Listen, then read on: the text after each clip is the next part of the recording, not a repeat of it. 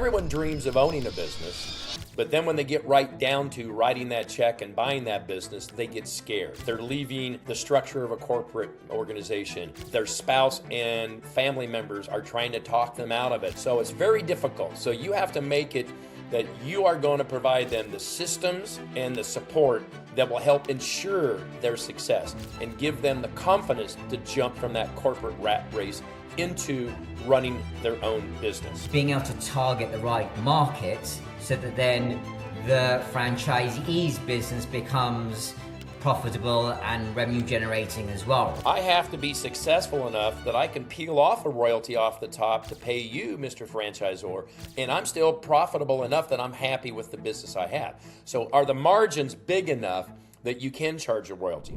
Hello everyone. So today's guest is someone I'm genuinely considered to be a master operator.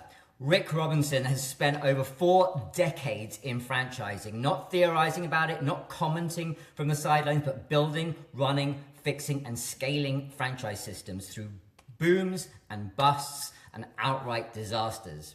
He's been a franchisor multiple times, led turnarounds during the 2008 financial crisis, served on the board of International Franchise Association, and today helps founders turn single businesses into a scalable franchise system through Franchise Genesis, where his team has franchised 140 companies in under 5 years.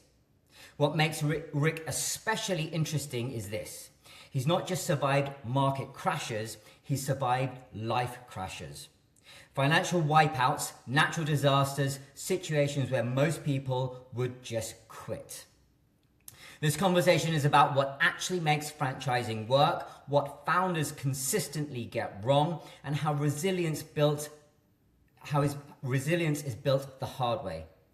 And where Rick thinks AI genuinely fits and doesn't in the future of franchising.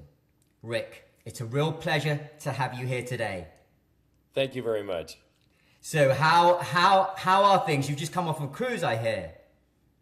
I did. I was on a 3-day cruise to the Bahamas with about 60 franchise brokers who represent brands, and they go find and pre-qualify franchisees to buy their brands. And there were about 40 franchise brands, franchisors on the ship as well. Right. So it was lots of networking. We call it speed dating, where the brands are able to come around at a table and present to every one of the brokers to help them really understand their franchise brands, and it enables them to go out and find great candidates to bring to possibly buy their franchise. So you've been speed dating since 1984. That's right. So take us back a moment. How did you first get into this world, and what hooked you early on? Yes. Well, my first career, I was in television advertising sales. So lots of marketing experience doing television commercials, getting people to spend their money in television as opposed to radio and newspaper, which were the two main sources of advertising at that time. Then I was given an opportunity to help relaunch a franchise brand. They were a master franchise model in commercial cleaning, janitorial services, cleaning any kind of building. And they had sold about 5 master franchises, mostly to college buddies of the founder. Some of them were not doing that well, and he knew he had a good idea. So he hired 3 of us to open up corporate offices to kind of fine-tune the model. And after about a year later of us tweaking the marketing, changing the operations, it exploded. And then myself and the person in Los Angeles said, we want to be a part of this ownership. So we bought the master franchise rights to Phoenix, Arizona. I moved to Scottsdale. Then we opened a second office in Tucson, Arizona, and then a third office in Albuquerque, New Mexico. We became the largest master franchise in the system within a short period of time, and we got up to 230 franchisees in our system, cleaning 1,000 buildings a month of all types of businesses, and we were doing 19 million years in revenue. Wow. And I spent 18 years doing that. So lots of experience in the commercial cleaning side of things. Got it. See, then you were just if you look back at what franchising was then compared to the franchise system today, you were just on a cruise, speed dating with all these, franchise network people. So compared to today versus then, what's changed? What does it look like today versus before, and what holds true still today? Yeah, good question. It's dramatically changed. So in the 1980s, about the only way to learn about franchise opportunities were ads in the classified newspapers and a franchise expo of some type. And an expo back then would draw 4,000 to 6,000 attendees. I mean, they were massive. You wouldn't believe how big they were. I jokingly tell people, when I first got into franchising in 1984, the internet was invented, but no one was using it yet. So you were really old school marketing to find people. We would stay over for the weekend, and we would hold seminars at hotels to help people introduce them to the franchises we represented. But then the internet changed everything. Then lots of other publications started marketing franchises, like the Wall Street Journal. There were magazines that popped up called Success and Money. So there was a lot more options to learn about franchise opportunities.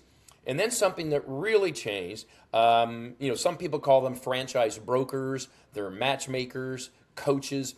So there are thousands of independent business owners across the country that work from their home that represent hundreds of franchise brands.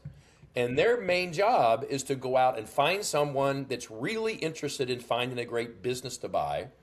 And after really consulting with them and getting to know them, their background, their skill set, their goals, and of course their budget, that franchise broker or consultant will match them up with several franchise opportunities that they think are a good fit for that individual based on their background, introducing them and hopefully helping them find one that's a good fit for them, and they buy a franchise.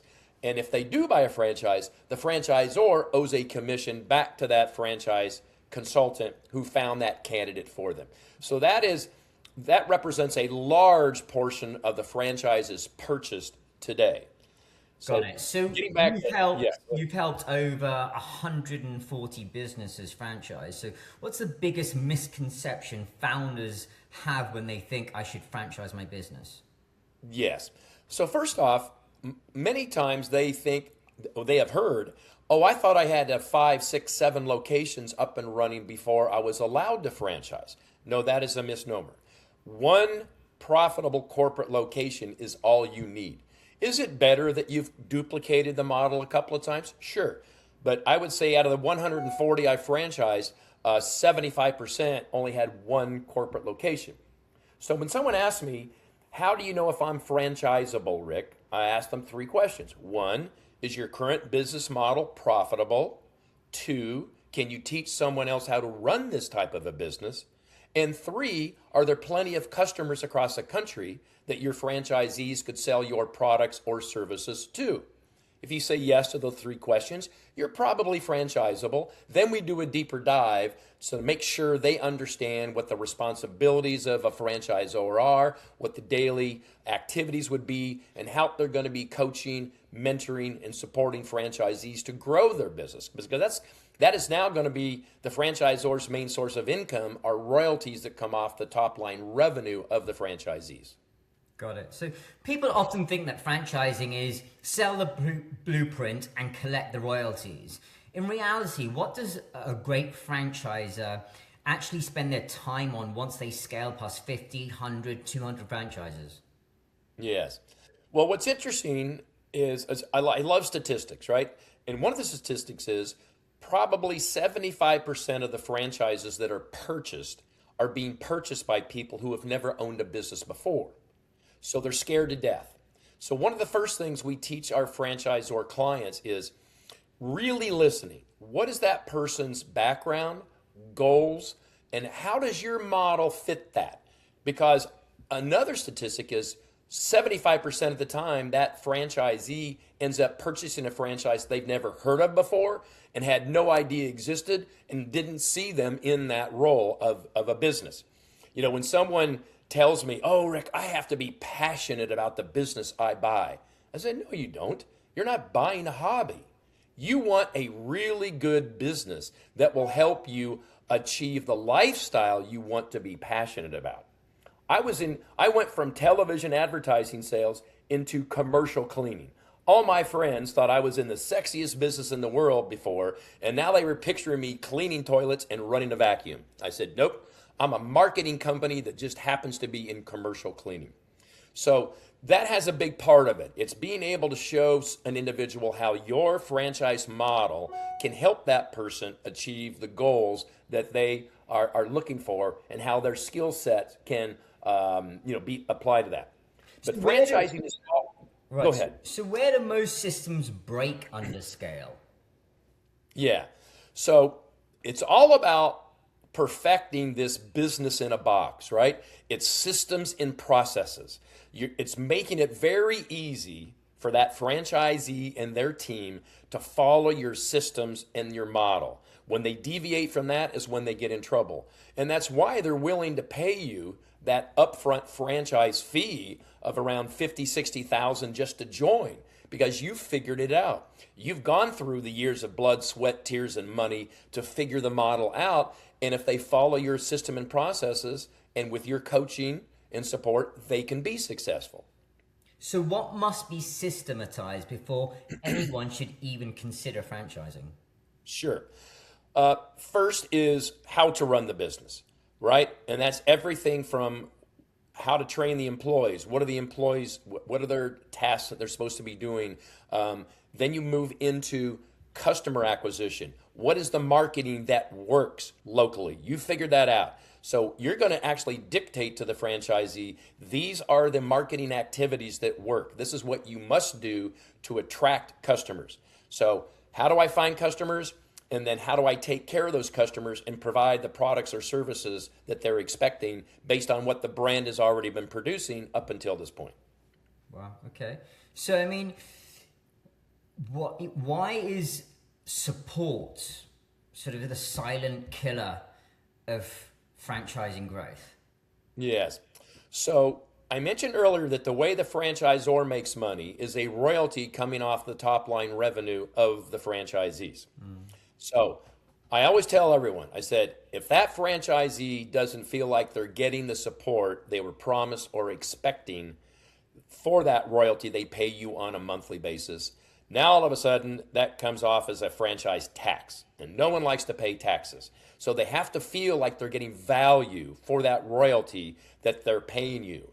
And of course, if you help them grow their business, they make more money and your royalties go up as well. So everyone benefits. So you mentioned that around 78% of franchise buyers have never owned a business before. Why is that number so high, and what responsibility does that place on the franchisor? Yes. So one of the problems with that is, everyone dreams of owning a business, but then when they get right down to writing that check and buying that business, they get scared, right? They're leaving the structure of a corporate organization, maybe health benefits. Their spouse and family members are trying to talk them out of it because they usually are not entrepreneurial. So it's very difficult. So you have to be able to show them that you are going to provide them the systems and the support that will help ensure their success and give them the confidence to jump from that corporate rat race into running their own business. So that is a big part of it. And then giving them that constant coaching to help them stay on track, follow the systems, and be successful. Because then usually they will buy another unit, another franchise from you. They want to expand. Once they expand their territory they start with, if they're a good franchisee, they're looking to continue to expand their business and buy more territories. So let's just say, for example, a founder comes to you excited but unprepared. What are the red flags that you see immediately? Is it owner dependency? Is it weak unit economics? No repeatable process? Poor training mindset? What is it? What are the red flags? Whether you be like, no, sorry, can't franchise this. Every one of those can be a red flag. So first off, we talk to them about, do you have any of your processes documented? Sometimes it's not. It's all up in the founder's head, right? They're just running their business the way they always have. And that gets back to them not having multiple locations, because normally if they open additional locations, they're hiring some kind of a general manager to run it, and some processes have to be put down on paper. So we talk about their processes. Can they be recorded? And we help them do that. I mean, part of our job is to help them take their processes that make the business a success and put it on paper in an operations manual. So we help them do that. Then we come to the profitability of the business. I mean, if I'm a franchisee, I have to be successful enough that I can peel off a royalty off the top to pay you, Mr. Franchisor, and I'm still profitable enough that I'm happy with the business I have. So are the margins big enough that you can charge a royalty? And royalties can be a wide range. If you are considered a high overhead, small profit margin model, think full service restaurant, there isn't much margin there. So you can only charge a small royalty, typically 4 or 5% of their gross sales. But you move into some of the service models where the margins can be much bigger, 30, 40, 50% in some cases. Now you can charge a higher royalty, 5, 6, 7, 8, 9, maybe a 10% royalty. So we help them figure that out. What type of margins does your business generate? What type of royalty can you afford? Can the franchisee afford to pay you and still be successful? And you can build a system with that. Got it. Wow. So you coach people through this process. Absolutely. And one of the other caveats here is, I'll talk to a business owner and they'll say, wow, Rick, this all sounds great, but I don't have time. I'm working 7 days a week now running my current business. So we purposely stretch out our process over 4 to 5 months for them. So it only takes up a few hours a week of their time. So it doesn't pull them away from running the daily operation of their business. And we work with them to start getting their legal documents together, their operations manual together, the marketing materials together, so that they can reproduce these with the franchisees. And about 4 to 5 months out, if everyone stays on task, they'll be a legal franchisor. And during that time, they start letting everyone know, hey, I'm going to be offering franchises in 4 or 5 months. And they often have someone ready to buy a franchise right out of the gate. Wow. Okay. And then the person who buys that franchise effectively buys a blueprint and they go and set it up in their town or their place or wherever it might be. And then Yes. how do you assess that, the person buying it, that they're in the right location to be able to even start setting up this franchise? Yes. So the franchisor has total control over who buys the franchise, are they a good fit, and where the location goes. So sometimes the franchisor staff go there and help the franchisee identify the location. Oftentimes, they know exactly what the demographics need to be, and they allow the franchisee to find a real estate agent in the area, and they give them, here are the specifications, here's what we're looking for. And then those are sent back to the franchisor to analyze, and he still makes the decision on whether it's the right location or not. And then you get into other cost things. So this might be a great location, but will the high rent work with this franchise model? So finding the right location, the right balance of rent, walk-by traffic, all those things are very important. But of course, many franchises are not brick and mortar. The franchisee is working from a home office or an industrial park office. I have franchised 140 companies in the last 5 years. My team has. Only 30% of those are food and beverage in retail. The other 70% are senior care, med spas, boutique fitness, doggy daycare, every kind of home service you can imagine, commercial services, mental health. We franchise everything. And some of those work out of a home office. Yeah, no, absolutely. It's there's lots of variables there because it's all very well buying a blueprint, but you really need to have the specifics of, not just location, but like being able to target the right market so that then the franchisee's business becomes profitable and revenue generating as well, right? So how do you help the franchisee assess whether they have the right sort of pieces in place to try to get going and generating revenue? Yes. So in the legal documents that we create for the franchisor that are required, there's an outline of what all the initial startup costs are going to be. So now we can talk with the franchisee about what the investment is going to be that first year, and are they going to have access to that? We work with many finance companies to help get loans for franchisees. Then we look at, okay, here is our ideal franchisee we're looking for based on a background, personality, etc. Then we look for what are the ideal markets for the type of customers that our franchisees are going to service. And that can vary greatly, right? So what are the demographics? And the nice thing is there are many different software companies that do mapping software that you can put in whatever statistic and demographic information you wish, and it will take a large metropolitan area and it'll show you exactly where those territories are, knowing those are the areas that we're going to sell and put franchises in. Maybe this area over here, nope, it's not good for our franchise model and our customer base that we are looking for. So you're very clear on like assessing both ends of it, right? The franchisor Yes. situation, the franchisee situation. I mean, Yep. ultimately, you want to make sure that both succeed, right? Because ultimately, that Yes. means everyone wins. Yes. So there's a Yeah, process you during go our through. training during our training with our clients, I tell them all, I say, listen, if we're sitting here a year from now and you haven't sold a franchise yet, it is your fault. Either no one is good enough. You're looking for that perfect franchise that's your twin and they are not out there. Or you're not focused on selling franchises. You're still so caught up running your day-to-day operation of your current business. Leads are coming in and you're not paying attention to them. And in our industry, speed to lead is very important. Most of the franchise candidates are looking at franchises after hours at home when they get home for work, and they're all over the internet, right?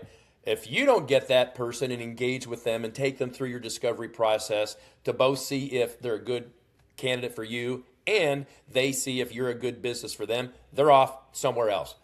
They're looking to spend money and buy a business somewhere, and they're going to find one. So you have to engage with them very quickly and make a decision whether they're good for your model or not good for your model.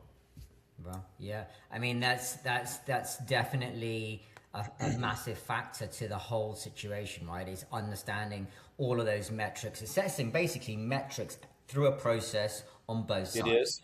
Yes, it is. And I mean, there's so many options. I mean, there are thousands of franchise opportunities out there and thousands of people looking for them every day. There is a new franchise location that opens up in the United States every 20 minutes. Every 20 minutes, a new franchise location opens up. Now, that could be somebody working out of a home office that has a janitorial business, or it could be a restaurant, brick and mortar, and everything in between. Every 20 minutes, a new franchise location opens up. It really. Yeah. And what would you say is the biggest sector where franchise, in terms of industry sector? Well, I would say service models in general are a lower cost to entry. And there are more people looking to buy a business that don't have a high net worth. So the service models do very, very well. They can start off working from their home. They can start making money the day they walk out of training versus a restaurant that might take a year before they finally get their doors open. So there's a lot of advantages to it, as well as I said, the fast startup cost and the low cost to entry. So any kind of a service model, which is huge, it's very, very broad, non-brick and mortar, unless it's cheap industrial park space, those were probably the most popular. But again, you have people that are only in food and beverage, and they might own franchises from 5 different brands, and they're looking for the next hot brand in food and beverage that they want. So you'll have those people too, and they'll buy 5 units at a time. Wow. Right? They're area developers. They're saying, okay, I love this. I want to gobble up the 5 best territories in Dallas-Fort Worth. Okay, so you get those people. Then you have the people that are mom and pop. They're going to work in the business every single day at the store, whatever. Got it. Wow. So a whole range of purchasers from sort of, near corporates to individuals. Yeah. I mean, people tend to think of food and beverage when they think of franchising because that's what they see on television in Main Street USA. Service models are the most prominent, but you just don't see them because they're not big billboards anywhere. So Once people understand that and they see the opportunities there that they never realized, and they can apply their background and skill set to, they will, they'll go that route. So, I mean, franchising is clearly massive in the United States. Yes. In your opinion, when you look, to the rest of the world, like if you look at the United Kingdom, which is where I am, if you look at Europe, you look at other parts of the world, it's not. What's your opinion on that? Well, it's big and growing. Some countries much more prominent than others, but obviously American brands are going to other countries all the time now. But it's interesting, there are now a lot of local brands in other countries that are starting to franchise that never did before. And I work with those brands. So, yes, I franchise companies that are based in the United States that want to franchise in the United States.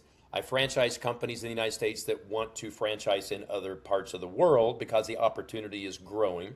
And then, of course, we get brands in other countries that want to come to the United States because we are so huge and the opportunity is so big.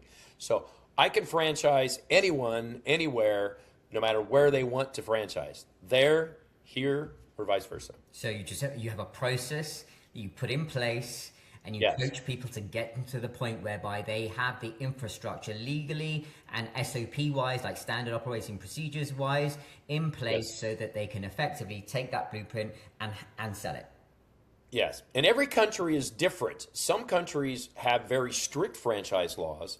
Some have very loose ones. Some don't have any franchise laws at all, but we can use a lot of our legal documents in their country, which give the structure and the protection to the brand. Our country is the most highly regulated, and even some states have additional requirements in the United States before you're allowed to franchise in their state. Oh, wow. So we're and that sometimes scares off some brands in other countries that want to come here. They're like, "Oh no, I don't think I want to deal with that." But the opportunity is so huge here; it's well worth it. And you don't have to go in all the states. You can pick and choose the states that are easier to go into in the United States, and some of them are some of the best ones. I mean, Texas and Florida and some of the other really big ones. Right, amazing. So just changing tack for a little bit, like you've been around for a while. Persistence, consistency, grit are absolutely key on the journey of starting a business. You've lost everything more than once, financially, Yes. physically, emotionally. So looking back now, what did those moments teach you about risk, timing, and leadership? I think a person's life and everything they experience affects them in some way, and they can either suffer from it or it will help you. I grew up on a farm in Indiana. I had chores every morning to do before I would get on the school bus to go to school. I worked really hard. I didn't like living on a farm. I knew I wasn't going to be a farmer, but after you leave the farm, we have this saying, it's a great place to be from. The people are great, but you learn, how to have responsibility, hard work, what that hard work can do for you. And I've applied that so many times in my lifetime. And then you have challenges, right? And I've been through 2 recessions and one huge stock market housing crash. I've been through 2 divorces. Everything teaches you something, but you have to have the right attitude what did I learn from that, and how can I help myself moving forward and help others? I was involved in a huge lawsuit in franchising in the 1980s. We won that lawsuit. The attorney thought we were just going to pay him off to get rid of him, and we said, we can't do this. We're growing so fast. And we could have avoided this lawsuit so easily if we had better documentation at that time. We went all the way to a 12-person jury trial. It took 2 years to get there. I mean, it turned my life upside down. I lost lots of money. I learned a lot from it. It's one of those very expensive educations. But I used that after that when I had my own consulting business, teaching other franchisors how to get into that position. Right? Even though we technically were not in the wrong, we had to defend ourselves, and it cost us lots and lots of money. Then going through recessions, divorces. I mean, everything. You have to learn from them and be educated from it. There was Many, many years ago, there was a president that someone running for president against another president in the United States. And he said, well, he's not smarter than me. He just made mistakes faster than I did. So it's really about making mistakes, learning from them. Challenges are thrown at you from all different directions, and being able to overcome them and see how I can move forward. It's interesting you say an expensive education, but quite honestly, so is going to Harvard. Yes, that's right. Right? But the difference is you have real life experience in the real world hard knocks, dealing with books. it. Yeah, There's a big difference between academia and actually lived experience. Absolutely. Yeah, yeah. As they say, if you can't do, you teach, right? Teachers don't know how to do. That's why they're teaching. I love consulting. I love coaching. I love helping others and educating them how to build successful businesses, how to avoid pitfalls that I have either gone through or seen others gone through. When I was on the board of directors of the International Franchise Association, I was on the board with top executives from McDonald's and huge brands that we've all heard about. But we all shared horror stories and issues that we went through. So you learn from others as well, not just your own experiences. Right. So, I mean, and many people say that it could never come back from some of the things that you've just outlined. What mindset shift is it that separates people who rebuild from people who stay broken? Yeah, I mean, I think there are some cases where a little bit is genetics, what you're born with. My father was not a teacher, right? I learned from him just by watching him, but he wasn't a coach and a mentor of mine. I've always read, there's only two types of books I read. Business, self-improvement, and history. I love history. So I learn from history around the world, and you help in self-improvement. So we all need a checkup from the neck up once in a while, right? We can all get down and depressed and feel like you're the only one that's suffering. But it's about, okay, you have to snap yourself out of it, right? I mean, what's the alternative? I have to move forward. I can't sit here where I am and just wallow in what's happening to me, whether I caused it to happen or someone else did or just the economy, right? It's all about survival. So it's sitting back and analyzing, okay, what is the best way to move forward? What mistakes not to make again? And if I need a team to help me get there, do I have the right team in place to help me get there? And then the same way, when you'll see someone on your team suffering in some way, what can you do to coach them out of it, right? You're their mentor. But sometimes you get people that they love wallowing in their sorrow, and they're not good. You got to get them off the bus. They're not right for your team, and you don't want to be around those type of people. We always say, have friends and business associates like the ones you want to aspire to be, or they're intelligent and you can draw from them and learn from them. Yeah. So just looking forwards now, sort of the future of franchising, you support hundreds of franchises across multiple systems. Where do you see AI actually helping franchises, not as hype, but as a practical tool? Okay, so what it's being used right now currently is a good example. So a brand will get hundreds and hundreds of leads, people inquiring about your business. It's so easy just to sit there and ask for more information, right? Somebody fills out a form fill, it comes in, I want to learn more about your franchise. You don't know who this person is. They may just be kicking tires. They have no money. They're thinking, I'm going to retire in 5 years. This happens all the time. So it really narrows down to, so leads that come in off of the internet and from your organic marketing, you're lucky if you sign up 1% of those people. In the past, it's been bodies of people handling all of those wasted leads, sorting through them, trying to get in touch with that person and finding out, are you a good candidate or not, and then engaging with them. AI has stepped in to do that now, to sort through and pre-qualify all of these wasted leads that are not a good fit for your brand for whatever reason, and moving on to focusing only on the ones that are a good fit. So AI is being used, it's taken off in the last year in that regard. Instead of people sitting there and paying people to do a lot of this, just pre-qualifying, you can have AI do that. Yeah. And then it gets down to, chat bots and AIs actually communicating with a person to even narrow that down. You might be seriously looking at franchises, but you have no money right now. And getting it down to the ones that are serious and have some money, and then engaging with them directly with a live person. So that's being used a lot. And it's also being used in other marketing ways, right? In social media and others where people can engage with it to learn about a business a little bit. Oh, I hadn't thought about this kind of a business.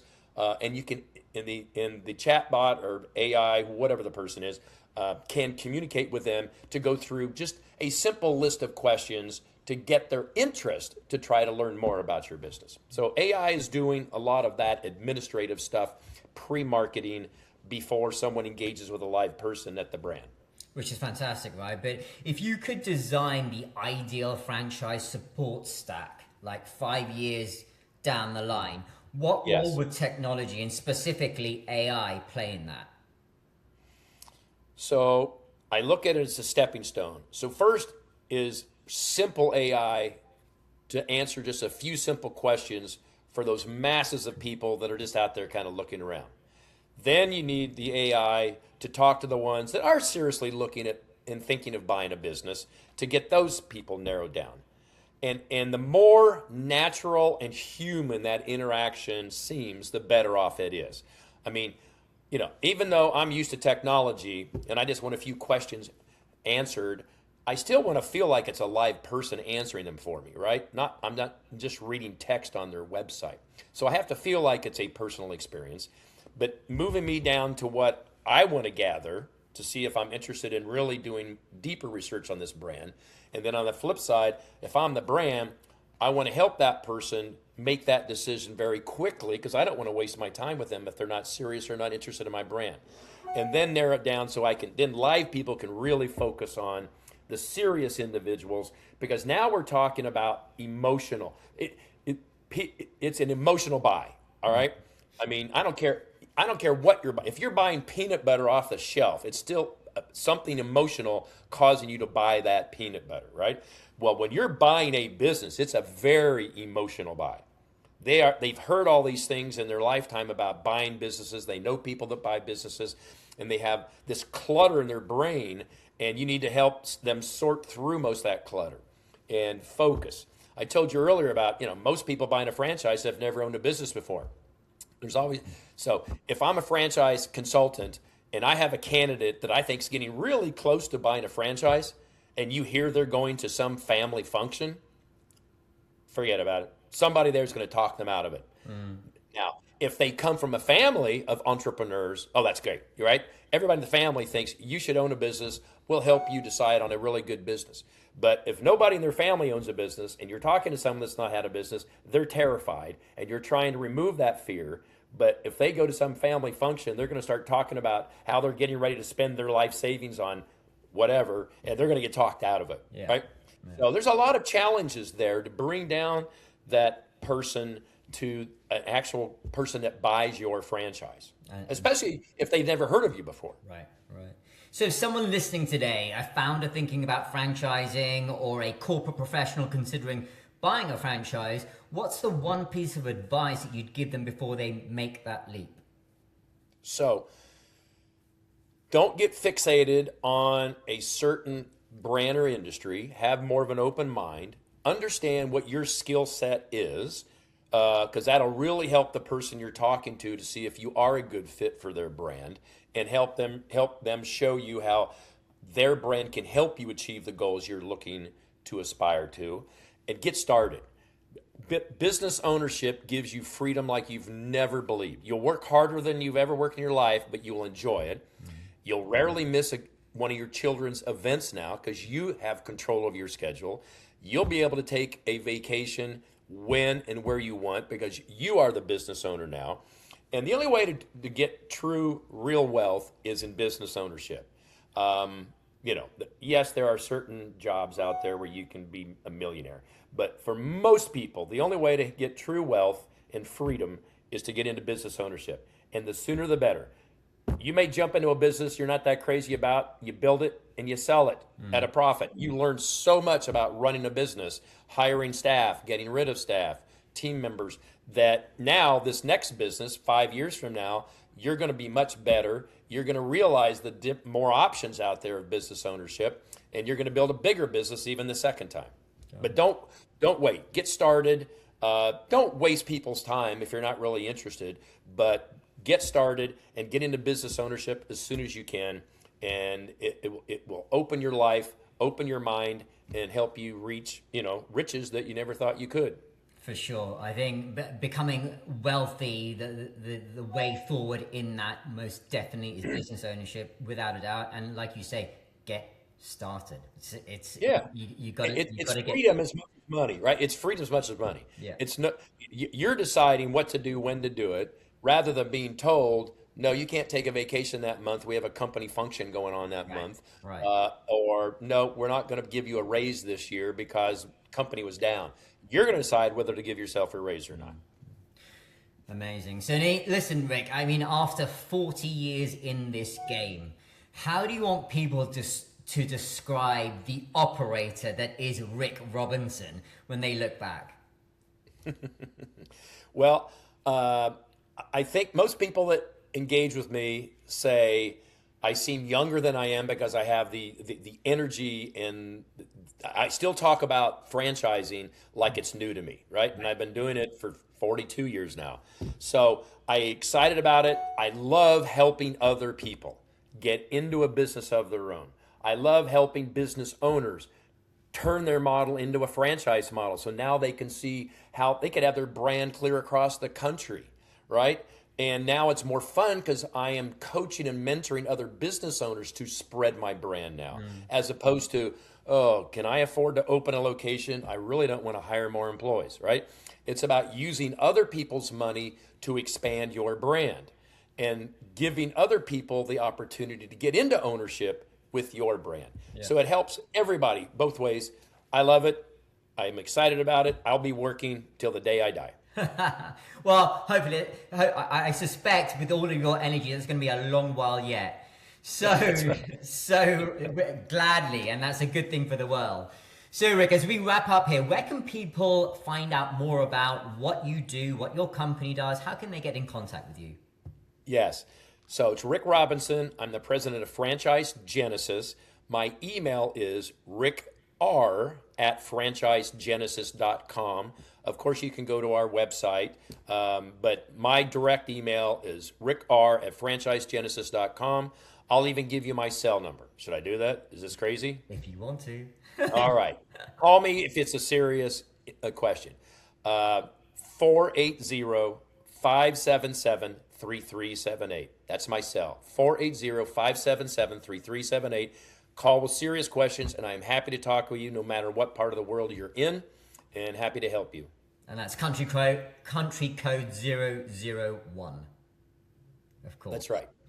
Yes. Rick, it's been an incredibly informative conversation, not just about franchising, but about resilience, judgment, and earned wisdom. Thank you so much for sharing your experience so openly. I know this will help a lot of people make smarter decisions. It certainly helped me.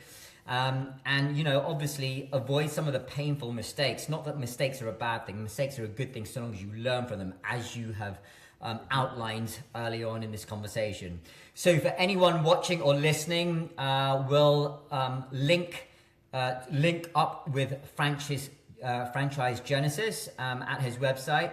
Rick, thank you again. And I look forward to continuing knowing you as we go forward. Thank you so much. You're very welcome. Thank you for having me. Thank you.